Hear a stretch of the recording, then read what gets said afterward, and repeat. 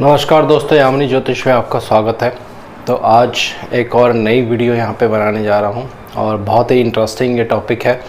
बहुत से लोगों ने मुझसे प्रश्न पूछा था कि उपायों के ऊपर कुछ और वीडियोस बनाएं, तो ये जो वीडियो है ये उपायों के ऊपर ही है दोस्तों। और बहुत ध्यान से इसको आप समझने की कोशिश कीजिए, बहुत गहरा इसका महत्व है हिंदू ज्योतिष में। तो आइए वीडियो आरंभ करते हैं। वीडियो आरंभ करने से पहले बहुत बहुत धन्यवाद जो लोग मेरा चैनल सब्सक्राइब कर रहे हैं, और आशा करता हूँ ऐसे ही आप मेरे वीडियोस लाइक करते रहेंगे, शेयर करते रहेंगे अपने फ्रेंड्स, अपने रिलेटिव्स के साथ।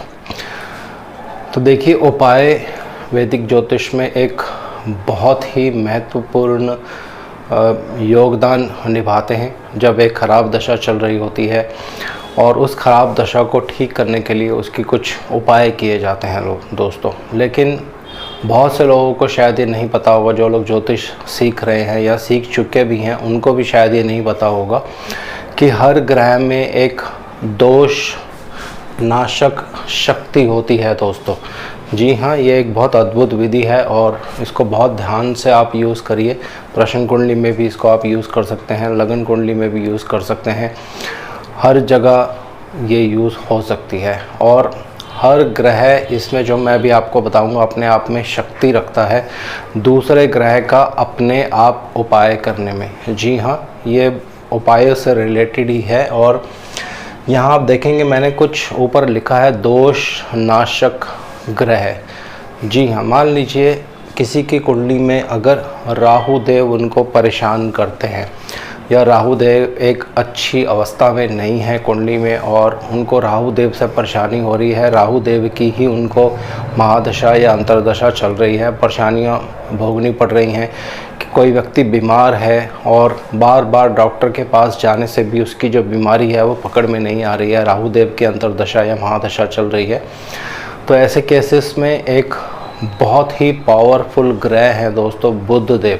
जैसे मैंने यहाँ पे लिखा है, राहु देव के आगे मैंने बुध देव लिखा है। अगर राहु देव आपको तंग कर रहे हैं कुंडली में, लेकिन दो सूत्र इसमें काम करते हैं। पहला, अगर बुध देव बहुत ज़्यादा बली होंगे कुंडली में, मान लीजिए बुध देव उच्च के हैं, ये पहली कंडीशन है, तो आप ये समझ के चलिए कि राहु देव जो तंग कर रहे थे वो ऑटोमेटिकली बुध देव के प्रभाव से कंट्रोल में आ जाएंगे दोस्तों। आपको उस जगह पे बुध देव को और बल देना है ताकि वो राहु देव को ऑटोमेटिकली कंट्रोल कर ले। दूसरा सूत्र इसमें यह होता है कि अगर राहु देव कहीं भी बैठ के आपको परेशान कर रहे हैं कुंडली में, और एक बली बुध देव यहाँ बली होने चाहिए दोस्तों, ये कंडीशन है इसमें, आपको आप याद रखिए। वो बुध देव बली होकर अगर राहु देव पर दृष्टि डाल देते हैं तो ये बुध देव काम करेंगे दोष नाशक ग्रह का। जी हाँ, राहु देव के जो दोष होंगे वो अपने आप ही बुध देव उनको कंट्रोल कर लेंगे। फिर राहु देव आपको जो है परेशान या किसी तरह से कोई समस्या खड़ी करने में सक्षम नहीं रहेंगे दोस्तों। ये अपने आप में हर ग्रह में एक शक्ति होती है और जिसको दोष नाशक ग्रह कहा जाता है। अब मान लीजिए किसी की कुंडली में राहु देव भी खराब है, बुध देव भी खराब है, ये दोनों ग्रह खराब हैं, तो शनि देव जो हैं दोस्तों, उनमें इतनी शक्ति होती है, अगर वो बली हों कुंडली में, उच्च के हों, मित्र राशि में हों, या ऐसी जगह पे प्लेस्ड हों जहाँ पे उनके पास बहुत ज़्यादा बल हो, अपनी दिशा में वो प्लेस्ड हों।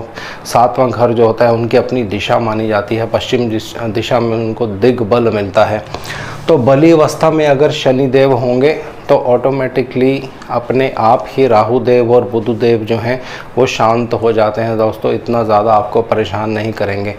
और यही शनि देव अगर दोनों में से किसी एक पर दृष्टि भी डाल देते हैं, मान लीजिए शनि देव की राहु देव पर दृष्टि भी पड़ जाती है, तो फिर राहु देव किसी भी तरह से आपको तंग नहीं करेंगे। ये आप अगर शिव पुराण पढ़ेंगे दोस्तों, मैं पहले भी बहुत बार बता चुका हूँ कि पद्म पुराण, शिव पुराण, गरुड़ पुराण, जो लोग ज्योतिष सीख रहे हैं इनको आप ज़रूर पढ़िए। इनमें ज्योतिष का बहुत ज़्यादा ज्ञान है दोस्तों। शनिदेव ही एक ऐसे ग्रह हैं जिन पर राहु देव का कभी भी कोई प्रभाव नहीं होता है। अक्सर आप देखेंगे राहु देव जब किसी कुंडली में किसी ग्रह के साथ बैठते हैं तब बहुत ज़्यादा उसको प्रभावित करते हैं, लेकिन शनिदेव के ऊपर ये प्रभाव उनका कभी भी नहीं चलता है। और जब शनिदेव बली अवस्था में होते हैं और राहु देव अगर आपको परेशान कर रहे हैं या बुध देव की वजह से कुछ परेशानी आ रही है और उन दोनों में से किसी पर भी वो दृष्टि डाल देते हैं या एक साथ दोनों पर भी दृष्टि अगर उनकी डल रही है, शनिदेव अगर बली हैं तो इन दोनों को ये कंट्रोल कर लेंगे। किसी तरह से आपको उपाय करने की ज़रूरत नहीं है, सिर्फ आप शनिदेव को वहाँ पे बल दीजिए तो राहु देव बुध देव जो है अपने आप उनका जो कुप्रभाव होगा कुंडली में वो शांत हो जाएगा। अब और आगे चलते हैं। मान लीजिए अब ये तीनों ही ग्रह कुंडली में आपको तंग कर रहे हैं कि इनकी वजह से कुछ परेशानियां आ रही हैं, राहु देव बुध देव और शनिदेव। तो इन तीनों के दोषों को मंगल देव दूर कर सकते हैं दोस्तों। मंगल देव में इतनी शक्ति रहती है कि अगर वो बली अवस्था में हैं, उच्च के हैं या बहुत अच्छी जगह प्लेस्ड हैं और अपनी मित्र राशि में हैं, तो इन तीनों के दोष को वो शांत कर सकते हैं और इनमें से किसी एक पर भी अगर वो दृष्टि डालते हैं तो उस ग्रह को पर्टिकुलर मंगल देव जो है कंट्रोल कर लेते हैं। मान लीजिए आपकी कुंडली में बुध देव जो हैं खराब अवस्था में हैं, उनकी अंतर्दशा या दशा चल रही है और वो आपको ख़राब रिजल्ट दे रहे हैं, लेकिन वहीं पे मंगल देव बली होकर अगर बुध देव पर दृष्टि डाल रहे होंगे तो फिर मंगल देव कार्य करेंगे दोष नाशक ग्रह का, जो मैंने ऊपर लिखा है।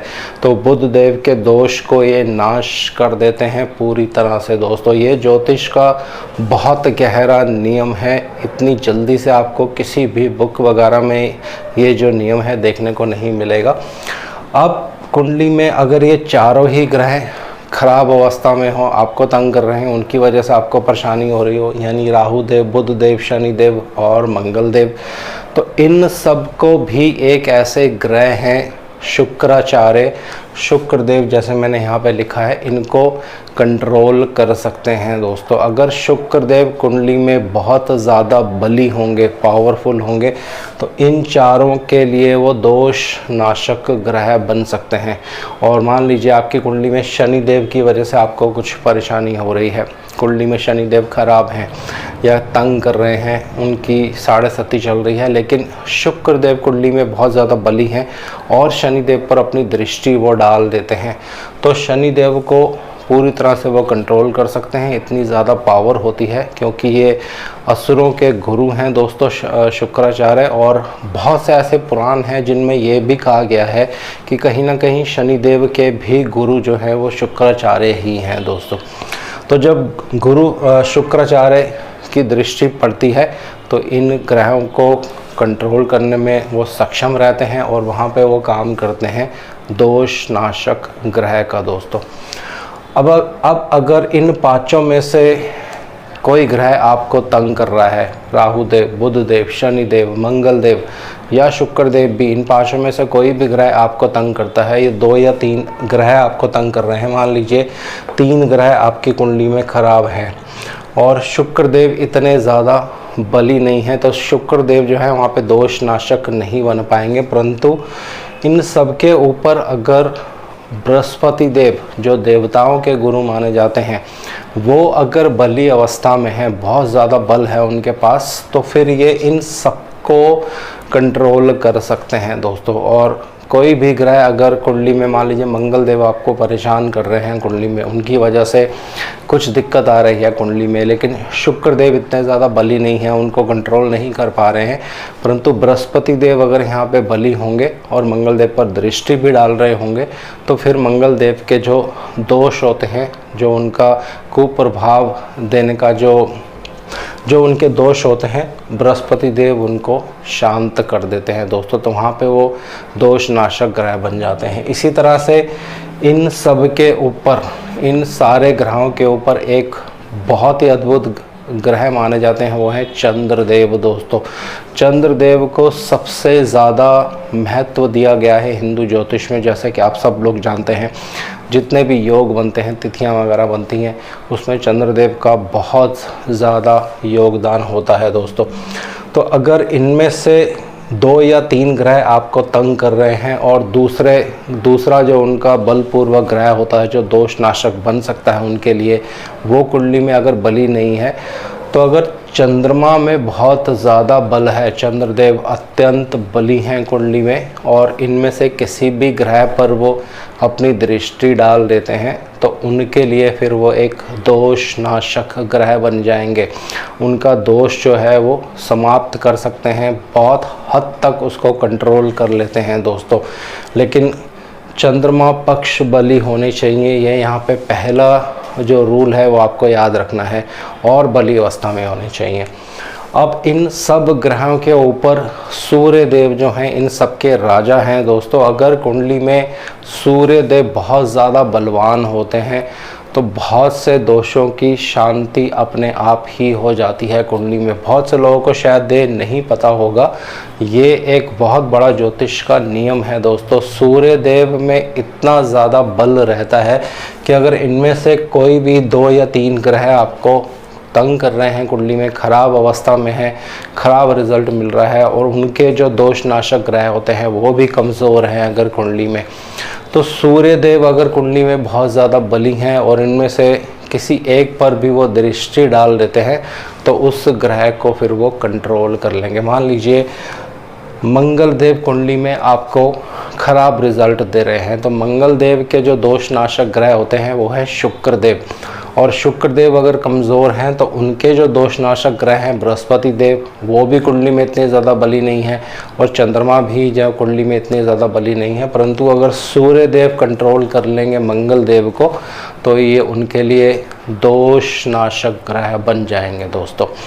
तो हर कुंडली जब आप देखते हैं, कोई भी चार्ट जब आप देखेंगे, उसमें अपने आप उपाय भी साथ साथ होते रहते हैं दोस्तों टाइम टू टाइम। कभी कभी आप देखेंगे कि कोई दशा आपकी ख़राब चल रही होती है, लेकिन प्रैक्टिकली जब आप उसका एनालाइज करते हैं तो आप देखते हैं कि इतना ज़्यादा उसमें आपको ख़राब रिज़ल्ट नहीं मिल रहा होता है।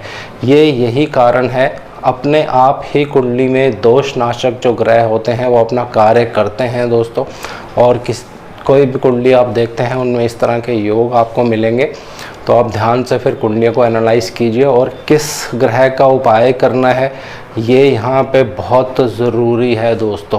कौन सा ग्रह दोष नाशक बन रहा है किस ग्रह के लिए, ये आपको मालूम होना चाहिए। और उसी ग्रह की अगर अंतर्दशा चल रही है तो आप जो दोष नाशक ग्रह है उसको और बल दीजिए ताकि वो उस दोष देने वाले ग्रह को कंट्रोल कर सके दोस्तों।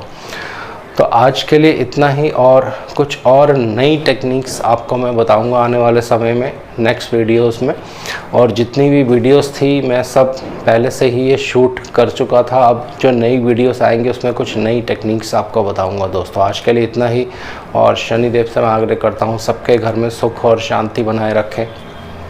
जय शनिदेव।